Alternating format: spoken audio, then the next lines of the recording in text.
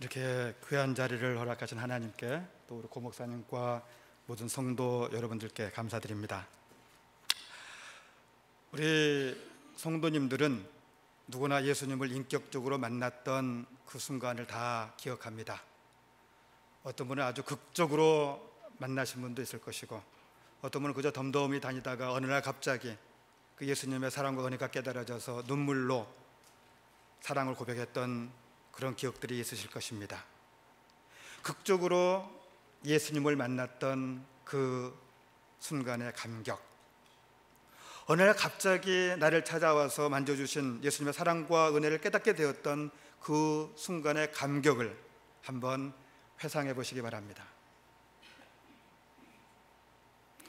여호와께서 시온의 포로를 돌려보내실 때에 우리는 꿈꾸는 것 같았도다 라고 고백하는 시편 기자의 말처럼, 그때 정말 우리 모두는 하늘을 나르는 것 같았습니다. 와, 정말로 하나님이 살아계셔. 그분이 나 같은 자를 용서하시고 나를 위해 모든 걸 다 바쳐주셨어. 나를 자녀 삼아주셨어. 그 감격, 그 기쁨, 그 감사로 인해서 우리는 정말로 하나님을 멋지게 잘 믿고 싶었고, 참으로 순종하며 거룩한 삶을 살고 싶어 했었습니다.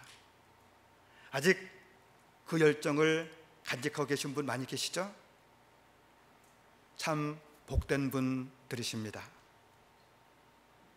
정말로 잘 믿고 싶었는데, 아니 지금도 정말로 잘 믿고 싶은데, 지금도 처음에 그 뜨거움을 유지하고 싶은데 그러지 못한 우리들 안타까워하며, 도대체 그렇게 하려면 어떻게 해야 하나 한번 살펴보는 시간 되길 원합니다. 제가 제1교회에 와서 우리 고 목사님을 비롯해서 많은 분들 설교를 들으면서 참으로 행복합니다. 왜냐하면 항상 예수님의 복음을, 그 복음에 초점을 맞추어서 설교를 하시기 때문에 들을 때마다 저는 여러분들이, 우리 제1교회 성도님들이 참 부럽기도 하고 복된 사람들이라고 내가 얘기를 합니다. 이처럼 우리 모두가 모든 예배 때마다 계속해서 하나님의 은혜와 사랑을 듣고 있는데, 그 말씀이 어째서 내 안에 성령의 불을 지피지 못할까요? 우리들 설교를 듣는 순간 감동을 받기도 하고 눈물을 흘리기도 하고 결단하기도 하는데, 도대체 왜 우리가 돌아서면 곧 세상 사람들과는 별다를 것이 없는 삶을 살게 될까요? 유리천장 이론이란 말을 들어보셨을 겁니다. 글래스 실링.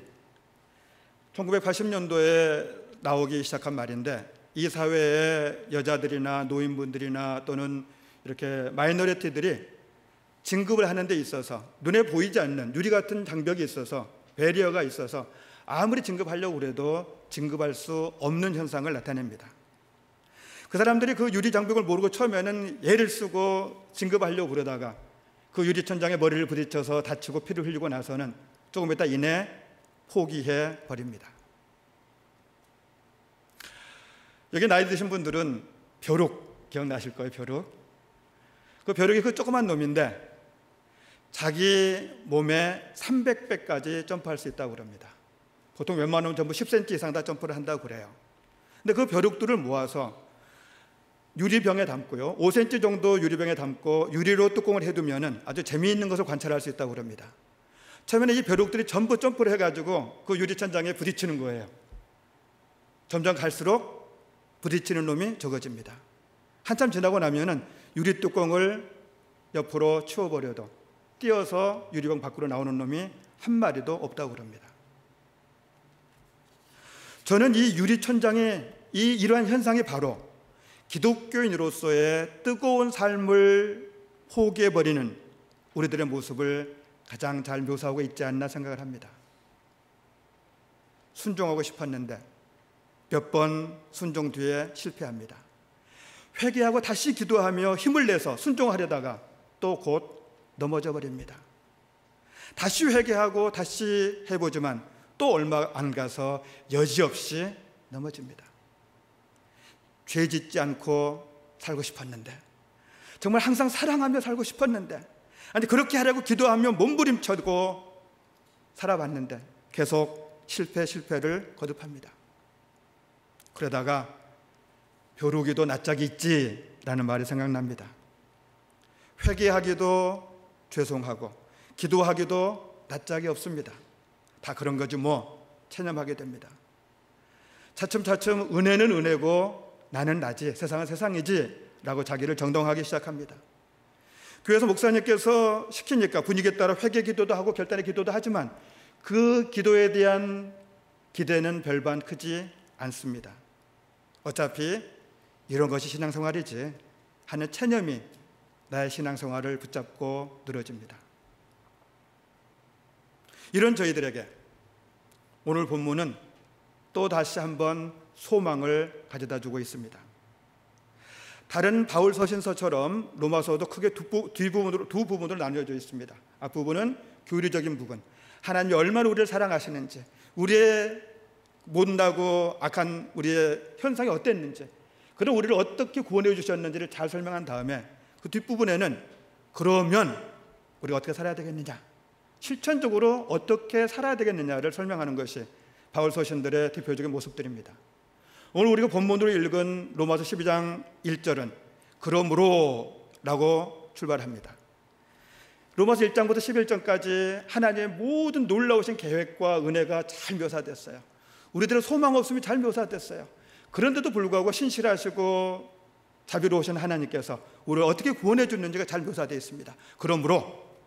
그러면 우리가 어떻게 살아야 되겠느냐, 그 말씀을 시작하려고 그러므로로 시작합니다. 12장부터 16장까지는 어떻게 우리가 그리스도인으로 삶을 살아야 되는지 실천에 대해서 주로 강조를 하는데, 그 12장 16절을 10장부터 16장까지를 가장 잘 요약한 말씀이 제 생각으로는 로마서 12장 1절 2절이라고 생각을 합니다. 12장부터 16장까지 가장 잘 묘사했다는 우리 로마서 12장 1, 2절에서 두 개의 행동이 가장 눈에 띕니다. 1절 한번 보시죠. 우리 여러분 화면 보시면서 1절에서 가장 눈에 띄는 행동, 하나님 우리에게 바라시는 행동이 뭡니까? 뭐죠? 같이 읽어볼까요? 그러므로 형제들아, 내가 하나님의 모든 자비하심으로 너희를 권하노니 너희 몸을 하나님 기뻐하시는 산 제물로 드리라. 이는 너희가 드릴 영적 예배니라. 너희를 산 제물로 드리라. 그 행동 1절에서 요구하는 거죠. 2절에서는 뭡니까? 2절은 조금 어렵습니다. 이제 번역이 분명하지 않아서. 근데 2절에서는 어떤 행동을 요구하느냐면은 너희가 변화를 받으라. 너희가 변화를 받으라. 이 두 행동, 1장부터 11장까지 모든 하나님 아버지의 말씀을 요약한 다음에, 그러니까 너희들이 살아야 될, 너희들이 행동해야 될, 믿음으로 나타내야 될 너희들의 행동이 뭐냐? 두 가지인데 100% 순종하는 삶을 살아라. 너희가 완전히 변화받아서 새 사람을 드러내라. 라는 두 행동으로 우리에게 알려주고 있는 것입니다. 자, 1절 아까 읽어보셨는데 1절에서 가장 중요한 동사가 뭐라고 그랬죠? 드리라. 드리라. 자, 무엇을 드리라고 그럽니까? 너희 몸을 산 제물로 드리라 그럽니다. 아까 말씀드렸듯이 산 제물로 드리란 말은 십자가의 삶을 살라는 거예요. 네가 살아있지만 죽은 자처럼 하나님의 영광만을 위해 살라는 얘기입니다. 100% 헌신하는 삶을 살라는 말입니다. 그런데 이런 삶이 가능합니까? 가능하지 않습니까? 저 여러분들 참 대답하기 어려운 질문을 하고 있죠. 왜냐하면 가능하다고 그러면, 가능하다고 대답해야 될 것 같은데, 가능하다고 그러면 너 왜 그렇게 못 살아? 라고 질문하면 답할 말이 없습니다. 가능 안 하다고는 말을 못 하겠어요. 왜냐하면 하나님이 그렇게 명령했는데 그 말씀을 못 믿는 불경죄를 저지르는 것 같아서 가능하지 않다고도 얘기 못 하겠어요. 다시 질문합니다. 가능합니까? 불가능합니까? 이 어려운 질문에 대한 답이 저는 1장, 우리 1절 앞부분에 있다고 생각을 합니다. 앞부분은 어떻게 되어 있느냐? 내가 하나님의 모든 자비하심으로 너희를 권하노니. 하나님의 모든 자비하심이란 말에 그 답이 있습니다. 아까도 얘기했듯이 1장부터 11장까지 그 웅대한 하나님의 계획과 사랑을 잘 묘사해서 한마디로 축약한 말이 뭐예요? 하나님의 자비하심. 그 말은 오직 의인은 믿음으로 말미암아 살리라 하는 말하고 똑같아요. 우리 로마서 1장 17절 화면에 띄워주시겠어요? 로마서 1장 17절 우리 같이 읽습니다. 복음에는 하나님의 의가 나타나서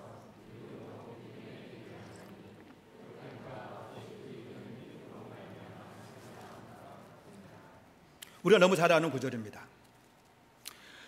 로마서는 무엇에 근거해서 이런 말을 하고 있는 것입니까? 로마서는 우리 인간들이 얼마나 악하고 무능한 존재들인지 있는 그대로 쓰고 있어요. 부끄러울 정도로 쓰고 있습니다. 율법으로는 의롭다함을 얻을 자가 단 한 명도 없다고 선언합니다. 모두가 다 죄인임을 선언하고 그뿐만 아니라 죄인인 거 알면서도 내가 나를 구원할 수 있는 능력이 우리들에게는 조금도 없다고 선포합니다. 그것뿐입니까? 죄의 포로가 되어서 죄의 음흉한 관계에 놀아나고 있는데도 그걸 깨닫지 못하고 있다고 선언하고 있습니다. 그리고 동시에 선언한 게 뭐냐? 그렇지만 소망이 있다는 겁니다. 그런 우리의 처지를 알고 십자가를 통해서 베풀어진 하나님의 그 자비하심을 믿음으로 받아들이면, 그러면 거기에 있는 저희를 구원해서 의롭다 하시고 그 포로 생활을 하던 거에서 자유케 하고 너를 내 자녀로 삼아주겠다는 것이 바로 앞절 말씀 아닙니까?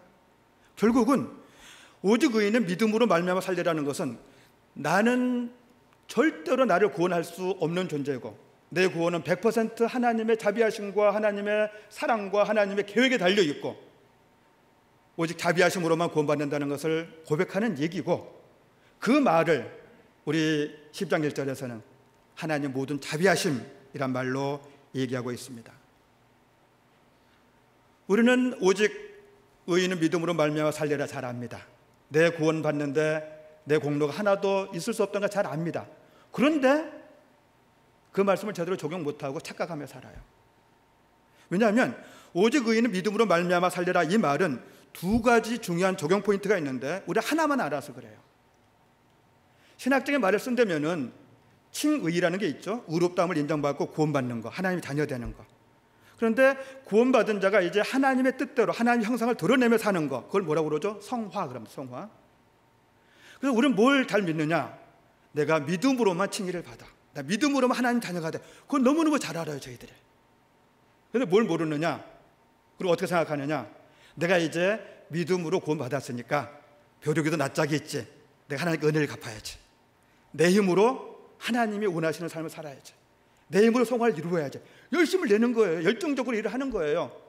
그런데 성공할 수 있습니까? 없습니까? 불가능합니다. 그게 성경의 선언이에요. 내 힘으로 칭의를 얻을 수 없었을 뿐만 아니라 내 힘으로는 절대로 성화를 이룰 수가 없습니다. 그런데 우리는 이제 내 힘으로 성화를 이루어 보겠다고, 내가 하나님께 뭔가 보여드리겠다고, 은혜 갚겠다고 착각하며 여러 번 시도해보다가 실패의 반복을 하고 나서 나중에 기브업, 적당히 타협하며 다 그렇지 뭐, 그러면 살아요. 그리고 뜨겁게 신앙생활 하는 사람 보면 아이고 조금만 있어봐, 조롱하며 살아요. 꼴값 안 해, 그러며 살아요.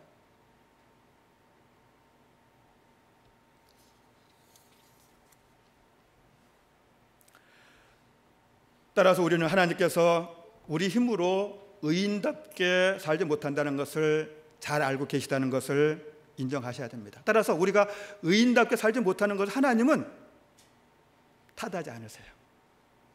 1000번 만번 실패해도 또 손을 내미시면서 야 영치야, 우리 다시 한번 해볼래? 내 손잡고 다시 한번 해보자, 그러시는 분이지 실패했다고 우리를 탓하는 분이 아니세요.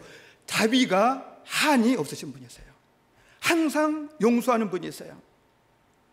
베드로에게 7번뿐만 아니라 7번씩 70번까지라도 용서하라 말씀하셨던 이유는 당신이 우리에게 그렇게 대할 것이기 때문에 그렇습니다. 따라서 실패를 두려워해서 몇 번 실패했던 그 기억 때문에 다른 사람들한테 얼굴 팔리고 쪽팔린다고, 다른 사람들한테 놀림받는다고 성화의 삶, 십자가 삶을 시도조차도 않는 것은 우리가 하나님의 자비하심을 전혀 모르는 행동입니다. 낯짝이는 행동도 아니고 하나님의 자비하심의 풍성함을 믿지 못하는 불신의 행동입니다. 믿는 자에게 모든 것이 가능하다는 하나님의 말씀을 모르는 무지의 행동입니다. 우리는 어차피 실패할 수밖에 없는 존재들입니다. 하나님이 너무 잘하셔요. 그러니 우리가 우리 힘으로는 절대로 십자가 삶을 살 수 없다는 것을 깨닫고 하나님의 도우심을 기도로 구하며 응답하심을 기대하며 포기하지 않고 도전하고 도전해야 됩니다. 우리가 실패를 한없이 종수하신 하나님의 자비를 믿고 믿는 자에게 모든 것을 가능케 하시는 하나님의 약속의 말씀을 믿고 끊임없이 도전하시기를 하나님 바라십니다. 그런 삶을 사시기를 주님의 이름으로 축원합니다. 자, 그러면 다시 여쭙습니다. 100% 헌신의 삶, 십자가 지는 삶 가능합니까? 가능하지 않습니까? 답은 정리해 보시죠.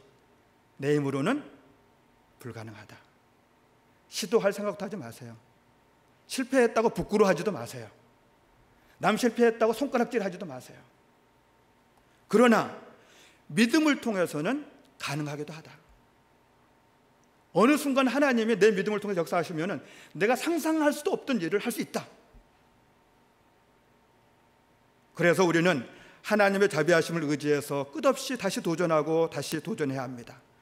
하나님 앞에 서는 그날까지, 예수님의 장성한 분량을 다 이루는 그날까지 계속해서 실패를 두려워하지 말고 그러한 삶을 위해 기도하며 성령님을 의지하며 서로 격려하며 손가락질 하고 비웃고 비아냥거리지 말고 서로 격려하며 실패해도 나도 똑같지 뭐, 잘하면은 아이고 하나님의 역사하셨네 권면하며 하나님 영광만을 위한 삶을 추구하시기를 주님의 이름으로 축원합니다.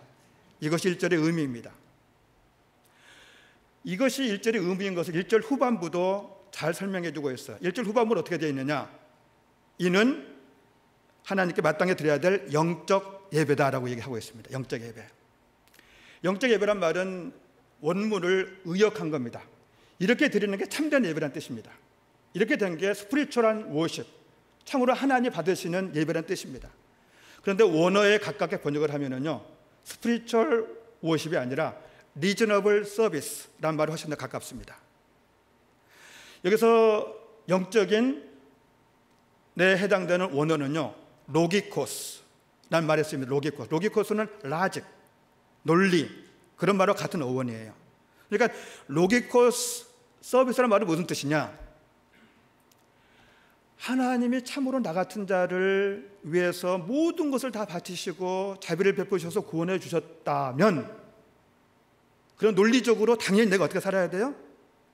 이제 구원받은 내가, 100% 은혜로 구원받은 내가, 영원히 멸망받을 수밖에 없는데 새 생명을 얻은 내가 내 모든 삶을 주님께 드리는 삶을 사는 것이 당연하지 않습니까? 논리적으로 그렇게 사는 것이 마땅히 드려야 될 논리적인 결과라는 거예요. 그래서 이거를 리저너블 서비스, 그게 바로 영적 예배라고 얘기하고 있는 겁니다.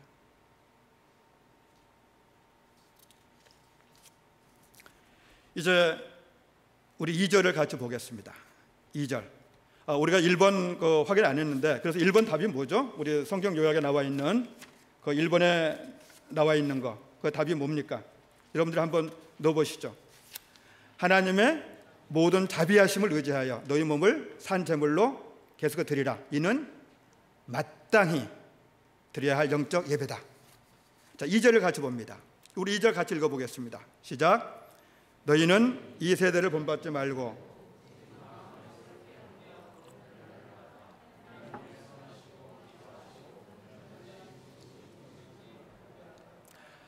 아까 말씀드린 대로 여기서는 가장 중요한 행동이 무엇인지 얼른 눈에 띄지 않습니다. 저희 번역이 그렇게 분명히 드러내지 못해요. 그런데 여기서 중요한 것은 변화를 받아입니다. 변화를 받아. 근데 변화를 받아가 영어로는 be transformed, transformed 되어 있습니다. 트랜스포머 아시죠? 트랜스포머. 겉은 뭐예요? 자동차. 실제로는 뭐예요? 로봇, 막강한 로봇. 그렇죠? 실제 로봇가 자동차처럼 보이다가 실제 모습을 드러내는 것, 그게 트랜스포메이션이에요. 메타모포시스라고 부릅니다. 오늘은 메타모포시스, 탈바꿈. 애벌레는 애벌레가 아니죠. 애벌레 안에 뭐가 있어요? 아름다운 나비가 있습니다. 애벌레로 징그럽게 보이는 그 애벌레가 자기의 참모습인, 자기의 속에 있는 참모습인 나비로 바뀌는 것, 그게 바로 메타모포시스고 탈바꿈입니다. 그렇게 받으려는 거예요.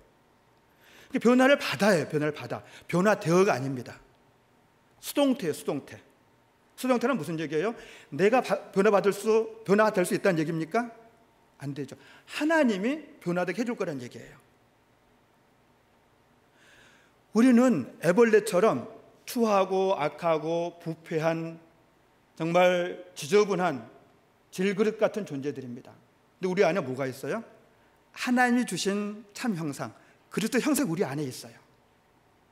우리가 그 추한 모습을 뛰어넘어서 우리 안에 있는 하나님의 형상을 드러내는 삶을 사는 것, 그게 바로 여기서 말하는 탈바꿈이에요. 근데 그 탈바꿈을 받으라 그래. 받으라. 내가 하는 게 아니라 하나님이 해주셨는 얘기예요. 더욱이 받으라가 아니고 엄밀히 이야기하면 이게 문법적인 용어로 쓰면은 현재 완료 진행형입니다. Keep on being transformed. 계속해서 변화를 받아라, 이런 뜻이에요. 한 번으로 끝나지 않는다는 얘기입니다. 우리 평생 가야 된다는 얘기입니다. 평생 변화를 받아요. 자, 변화를 받으려는데 무슨 수로 받나요? 분명히 2절은 변화를 받아 네 안에 있는 속사람을 드러내는 삶을 살아라, 드러내지도록 해라라고 그러는데 어떻게 해야 돼요? 그것이 2절 앞부분에 있습니다. 뭐라고 되어 있습니까? 마음을 서럽게 함으로. 마음을 서럽게 함으로. 마음. 우리 마음은요, 우리의 삶이 우리 마음의 거울입니다. 잠언서 23장 7절에 대저 그 마음의 생각이 어떠하면 그 위인도 그러한즉 그랬어요. 내가 밖으로 드러낸 내 삶은요, 내 마음의 표출이라는 거예요. 따라서 내 삶은 내 마음의 거울이에요. 거울. 예수님도 누가복음 6장 45절에서 이렇게 말씀하셨습니다. 선한 사람은 마음에 쌓은 선에서 선을 내고 악한 자는 그 쌓은 악에서 악을 내나니 이는 마음에 가득한 것을 입으로 말함이니라. 제가 결혼 초에요, 제가 의도하지 않는 말실수를 많이 해서 집사람하고 많이 다툰 적이 많습니다. 저는 그렇게 말하고 싶지 않았어요. 의도하지 않았어요. 나는 그래요. 나는 그럴 마음도 없었고 그렇게 얘기할 의도가 없었어. 그렇게 얘기를 해요. 근데 절반만 참이고 절반은 거짓말하는 거죠. 의도가 없었던 건 맞아요. 근데 속으로는 그 전에 쌓였던 것 때문에 원수 갚아주고 싶은 말도 있었고 한번 푹 찔러보고 싶은 마음도 있었고 내가 마음속에 생각하고 있던 거가 말로 나왔던 거예요. 제 마음이 표출됐던 거예요. 아무리 안 그런 척해도 제 마음이 나왔던 거예요. 이처럼 우리 마음은 참으로 부패하고 나도 뭔지 알기가 힘든 것입니다. 우리 성경은 우리 마음에 참으로 부패한가라고 얘기를 합니다. 그래서 성경 요약의 두 번째 거의 답이 뭐예요? 이번 두 번째 거 답 우리 같이 읽어봅니다. 너희의 마음을 끊임없이 새롭게 하여 하나님의 형상이 온전히 나타나지게 하라. 마음이 뭐죠? 마음의 상태가 어떻죠? 예레미야 17장 9절 우리 같이 읽어봅니다. 만물보다 거짓되고 심히 부패한 것은 마음이라 누가 능히 이를 알리오마는. 이 말씀 듣고 기분 나쁘신 분 안 계세요? 저는 굉장히 기분 나빴었어요. 너무너무 기분 나빴어요. 나는 내 마음이 깨끗하고 좋은 것 같은데 아니 성경은 내 마음이 심히 부패됐대요. 근데 부패된 것도 모르는 사람이래요. 저더러. 너무너무 기분 나빴습니다. 잠언서 4장 23절 같이 읽습니다. 모든 지킬 만한 것 중에도 더욱 내 마음을 지키라. 생명의 근원이 이에 남이니라. 굉장히 중요한 말입니다. 네 마음을 지키지 아니하면, 네 마음이 부패된 상태로 머물러 있으면, 네 마음이 새로워지지 않으면 너는 생명하고는 관계가 없다. 그 말이네요. 근데 나는 내가 생각해 내 마음은 깨끗하고 내 마음은 옳고 내 마음은 좋다고 생각을 하는데 하나님 평가하기를 너는 썩었어. 너는 부패하기 그지없고 너는 소망 없어 라고 얘기하네요. 만약에 내 새 마음을 받지 않는다면 나는 구원받을 수 없고, 나는 내 마음이 괜찮은 것 같다는데 이걸로는 안 된다면 어떻게 해야 됩니까? 내 마음을 버려야죠. 새 마음을 받을 수밖에 없죠. 새 마음 받는 것이 성령님을 통해서 하나님의 마음을 받는 거예요. 하나님의 시각으로 하나님의 일을 해가는 것, 그게 새 마음 받는 겁니다. 에스겔서 36장 26절 우리 같이 읽습니다. 또 새 영을 너희 속에 두고 새 마음을 너희에게 주되 너희 육신에서 굳은 마음을 제거하고 부드러운 마음을 줄 것이며, 에스겔 선지자에게 나중에 하나님의 새 언약을 해줄 걸 얘기하세요. 그 새 언약의 핵심이 뭐예요? 성령을 주어서, 새 마음을 주어서 생명 얻겠다는 거예요. 내 안에 굳어지고 썩어지고 부패한 마음들을 다 트랜스폼 해가지고 새 마음을 주셔서 그 마음으로부터 생명에 싹 터오르게 하시겠다고 그렇게 약속하고 계시잖아요. 자, 이제 마음이 중요한 걸 알겠는데, 그럼 대체 마음이 뭐예요? 다시 한번 질문을 해봅니다. 마음이 뭐예요? 참 어려운 질문입니다. 마음이 뭔지 한마디로 설명하기 참 어렵습니다. 영어로는 mind 또는 heart로 되어 있어요. 근데 제가 가장 쉽게 설명하자면요, 마음은 뭐냐?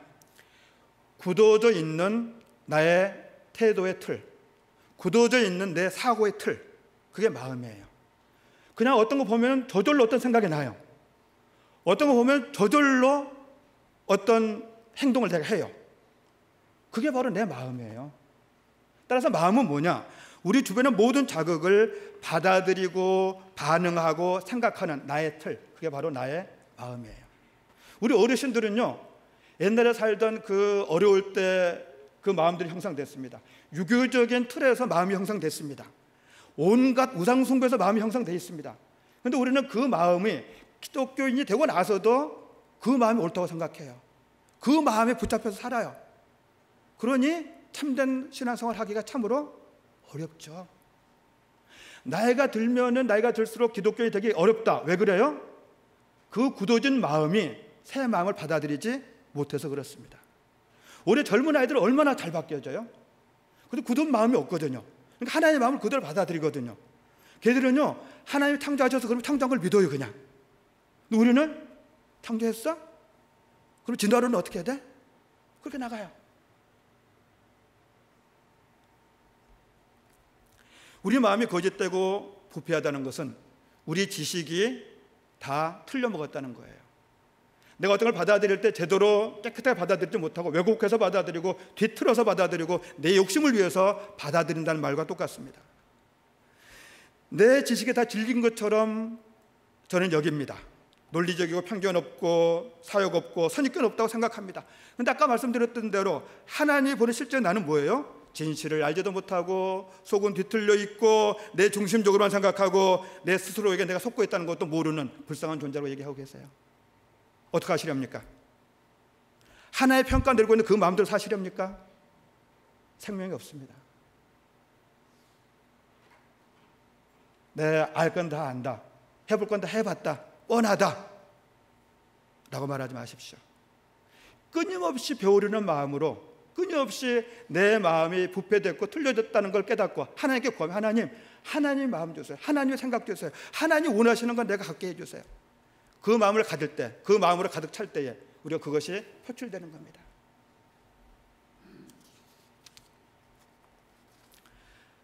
제가 바로 지금 여기 묘사하고 있는 마음이 뒤틀렸던 사람입니다. 저는 교만하기 이를 데 없는 사람이었습니다. 저는 30에 유학을 왔고 박사학위를 받고 한국 가가지고 10년간 수학을 가르쳤던 수학 교수였습니다. 제가 얼마나 교만했는지 한번 상상을 해보시죠. 그냥 말 딱 들으면 저는 계산서가 딱 나와요. 그냥 판에 다 대고. 왜냐하면 내가 모르니까. 하나를 믿는다고 믿는데 안 믿어져요. 한 10년 교회를 다녔는데 10년 교회 다니다 보니까 이제 내 할 일을 해야 되니까 뭐 11조도 하고 속장도 하고 애들 교사도 하고 교회 봉사도 하고 다 했습니다. 그런데 안 믿어져요. 왜요? 내 마음이 하나님의 마음보다 더 옳다고 생각하니까. 내 과학 지식이 성경 말씀보다 더 옳으니까. 내 의가 어린아이까지 죽이라고 하신 하나님의 의보다 더 나으니까. 못 받아들이겠어요. 못 믿겠어요. 그러니 다 뭐 그러며 사는 거지. 그러고 사는 거죠. 그러다가 어느 날 갑자기 천지를 창조하신 하나님 같으면, 이 세상뿐만 아니라 영혼을 다스리는 분 같으면, 눈에 보이는 세상뿐만 아니라 눈에 보이지 않는 세상까지도 다스리는 하나님 같으면 내가 다 모르는 것이 당연하네? 내가 설명할 수 없는 것이 당연하네? 그분이 내가 이해할 수 없는 행동을 했다고 그래서 그게 끝이 아니네? 어린아이가 죽었다고 해서 그게 끝이라면 하나님은 악하기 그지없는 사람이지만 우리 하나님은 영원한 사람이기 때문에 그 죽음을 앞으로 그 영혼에게 어떻게 비칠지 나는 모르네? 그런데 저는 내 과학 지식이 옳다고 생각했고 내 의의가 하나님 의의보다 옳다고 생각해서 하나님의 마음을 받아들이지 않았던 거예요. 성령님 역사를 받아들이지 않고 성경 말씀을 믿지 않았었습니다. 나의 굳고 썩고 부패한 마음이 하나님 주신 마음으로 뒤바뀌는 데는 여러 가지 결단이 필요하죠. 무엇보다도 아까 말씀드린 대로 내 마음이 썩었구나, 내 마음이 부패했구나, 내가 왜곡되어 있구나, 내가 이제까지 옳다고 생각했던 것들 다 틀릴 수도 있고 내가 다 알았던 지식들 다 엉터릴 수도 있고 이제는 오직 하나님이 주신 성령으로 말미암아 하나님 마음 가지고 그 마음에 비추어서 살아야 되겠구나라고 결단하는 거예요. 무엇보다도 새 마음을 받아는 하나님의 말씀을 하나님의 말씀으로 받아들이는 데서 출발합니다. 제가 그렇게 10여 년 스트러글링 하다가 어느 순간 아까 말씀드렸듯이 하나님의 말씀을 받아들이기로 결단을 했습니다. 내가 틀렸다는 거, 내 이제까지 살았던 삶이 엉터리의 삶이었다는 것을 제가 인정한 거예요. 저는 그걸 인정 못했어요. 겁이 나서. 난 이제까지 잘 살았다고 생각했거든요. 정말 나쁜 짓 안 했어요. 저 봉급받아서 한 번 다 떼먹은 적 없어요. 바람 피운 적 없어요. 저는 잘 사는 줄 알았어요. 저는. 그런데 제가 엉터리로 살았더라고요. 제 마음이 썩었더라고요. 결국은. 그래서 제가 그걸 다 포기하고 하나님의 말씀을 받아들이고 결단하고 나니까 그때부터 내 삶에 기쁨이 넘쳐요. 감격이 넘쳐요. 그래서 결국 여기까지 왔어요.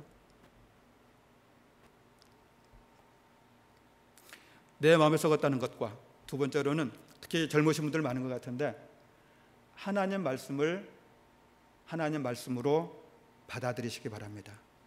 이해가 되든 안 되든 여러분들한테 두 가지 초이스를 드리겠어요. 성경이 이해 안 돼서 도무지 못 믿겠습니까? 뒤로 돌아 앞으로 가 교회 빠이 하세요. 왜 믿는 척하며 삽니까? 믿으려면 믿고 말려면 말고. 제가 이렇게 장담할 수 있는 것은 굉장히 제 말을 오펜하는 분이 있을 텐데 제가 장담하고 있는 이유는 뭐냐? 내가 그렇게 믿기 힘들고 그렇게 받아들이기 힘들고 도무지 상상할 수 없었던 성경 말씀들이 제가 10년간요 성경 한 10번도 더 읽었을 거예요. 제가 제 나름대로는 따져보느라고. 그런데 모르고 이해 안 되고 받아들이지 못하는 게 절반 이상이에요. 그때는 제 삶에 기쁨이 없었습니다. 그런데 그 순간에 내가 이게 하나님의 말씀이 아니라면, 성경 하나님의 말씀이 아니라면 내가 왜 교회 다녀? 난 생각이 들었고 내가 하나님이 절대로 필요했기 때문에 내가 이 성경의 말씀을 100% 받아들이자고 결단한 순간 새 지평이 열리더라고요. 하나님의 말씀이 이해되고요, 하나님의 마음이 깨달아지고요, 하나님의 은혜가 내게 샘솟도 솟고요, 기뻐지고요, 그러더라고요.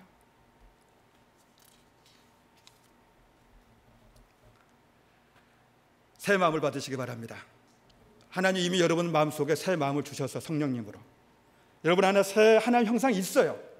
그러니 고집 부리지 말고 내가 다 알아, 나 다 해봤어 라고 고집 부리지 마시고 항상 배우려는 자세. 하나님, 이 말씀이 하나님 말씀이면 근데 제가 이해가 안 되네요, 제가 모르겠네요, 이거 어떻게 하나님 말씀 제가 어떻게 알아요? 기도하시면서 하나님께 여쭤보고 내가 믿고 싶으니까 하나님 믿게 해주세요. 그렇게 하시면서 믿음으로 받아들이시고 그걸 마음에 채우시면 그것이 하나님의 능력으로 말미암아 아름답게 드러나는 날이 여러분들에게 다가올 겁니다. 그게 2절입니다.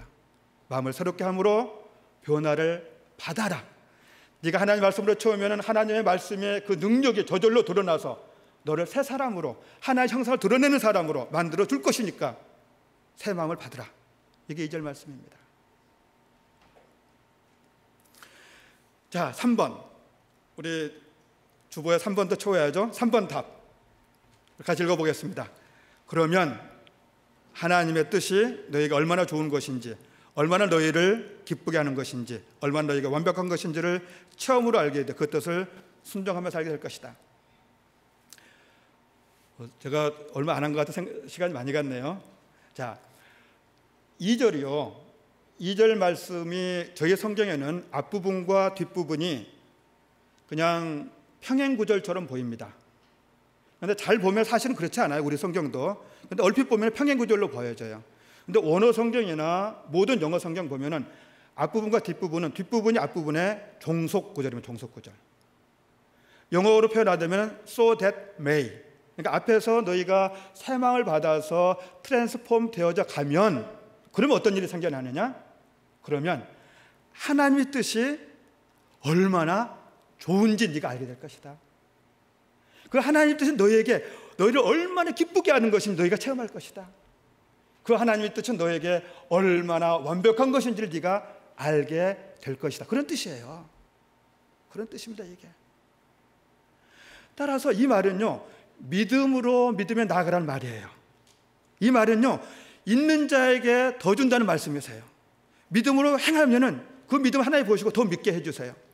여러분들이 말씀을 받아가지고 그 말씀을 온전히 믿음으로 말미암아 그 말씀의 능력으로 트랜스폼 되어져 갈수록 하나님의 뜻이 얼마나 내게 좋은지 깨달아져요. 그게 얼마나 내게 마음에 기쁨이 되는지 몰라요. 그게 얼마나 내 삶에 완벽한지 몰라요. 내 나름대로 꿈도 꾸고 내 나름대로 온갖 다 했지만 그 모든 것보다도 나를 향한 하나님의 뜻이 최고로 완벽하다는 것을 깨닫게 됩니다. 그러면 더 큰 믿음으로 살 수 있는 거죠. 믿음에서 믿음으로 나가는 거죠. 말씀을 정리합니다. 우리 하나님의 자비하심을 온전히 의지해서 우리 못할 거 아신다니까요. 쪽팔리세요. 쪽팔릴 수밖에 없는 존재니까. 쪽팔리셔야 돼요. 쪽 안 팔릴 수가 없어요.